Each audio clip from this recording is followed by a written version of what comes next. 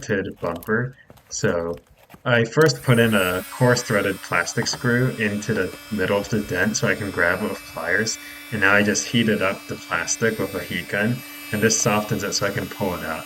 Later, I'm going to be filling in that hole with a little bit of plastic adhesive that's designed for flexible bumpers and similar parts. As you can see, the paint in the area is also in pretty rough shape, so I will be fixing that later. But this car is really old. It's 12 years old. It's not worth much. It's not worth spending over $1,000 on a new bumper at a body shop. So I've decided to just try out a little unconventional method. I wouldn't recommend doing this on any car you really care about, but if it's a beater or an old car you're about to get rid of, go ahead and try out my method. It's not going to get it to completely original, but you'll be able to remove, I'd say, 80 or 90% of the dent. If you want to make it look like a brand new piece, you're most likely going to have to replace the bumper or take it to a professional body shop, which might actually cost more than getting a new one.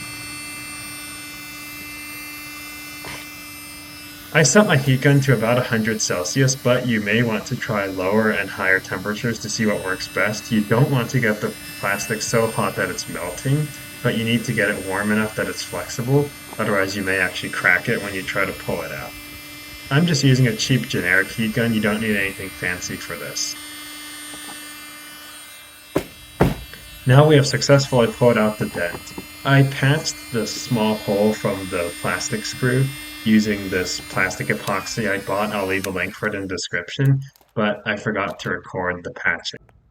So here's the completed repair. It's not quite as good as new, but considering that it cost about $30, including the touch-up paint, clear coat, and adhesive for patching the screw hole, it's a lot better than paying over $1,000 for a body shop, especially on a 12-year-old Toyota. Hope you guys enjoyed this video and see you all next time.